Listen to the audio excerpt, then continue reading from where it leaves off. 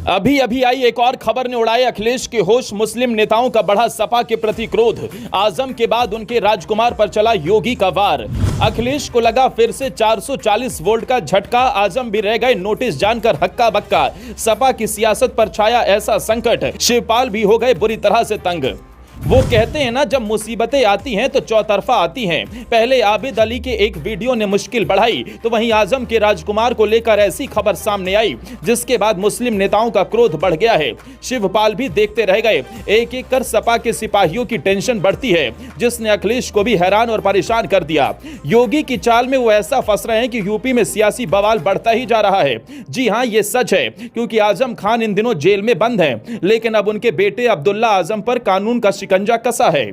अब मामला सिर्फ आरोपों तक नहीं रहा, अब तो अदालतें सजा सुनाने और गैर जमानती वारंट जारी करने तक पहुंच चुकी हैं, जिसने अखिलेश को परेशानी में डाल दिया है। कैसे वो आगे आपको बताते हैं, लेकिन उससे पहले आपको बता दें, मुरादाबाद की एमपी एमएलए कोर्ट ने एक ऐसा फैसला दिया जिसने समाजवादी खेमे में खलबली मचा दी।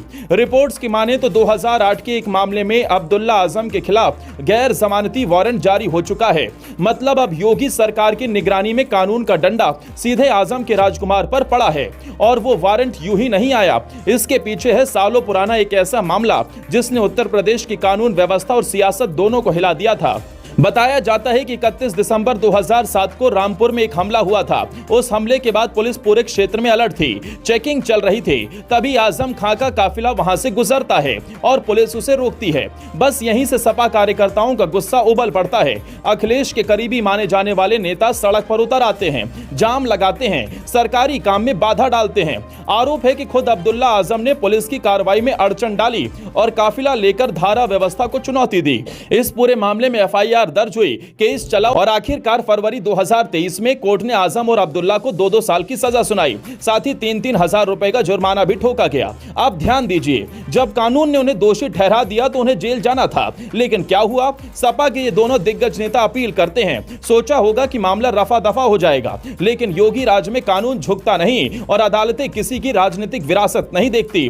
आजम की अपील पहले ही खारिज हो चुकी है, सजा बरकरार है और अब्दुल्ला की अपील पर जब सुनवाई होती है तो बार बार पेशी से गायब, कोर्ट में हाजिर नहीं होते, मगर सियासत में बयानबाजी करते रहते हैं। बस कोर्ट ने भी अब सख्त रुख अपनाया और अब्दुल्ला आजम के खिलाफ गैर जमानती वारंट जारी कर दिया, यानी अब उन्हें गिरफ्तार किया जा सकता है। वही अब्दुल्ला, जिसे सपा का भविष्य माना जा रहा था, वही अब कानून की नजरों में भगोड़ा साबित हो रहा है, जिसके बाद यह साफ साबित होता है कि योगी के शासन में वो दिन अब बीते जमाने की बात हो गई। यूपी में अब ना कोई कानून से ऊपर है, ना कोई नाम का असर अदालतों पर पड़ता है। स्टाम्प चोरी का मामला हो या यूनिवर्सिटी जमीन घोटाला, हर मोर्चे पर उन पर शिकंजा कसा गया और अब बेटे अब्दुल्ला पर भी 4.64 करोड़ का जुर्माना लग चुका है।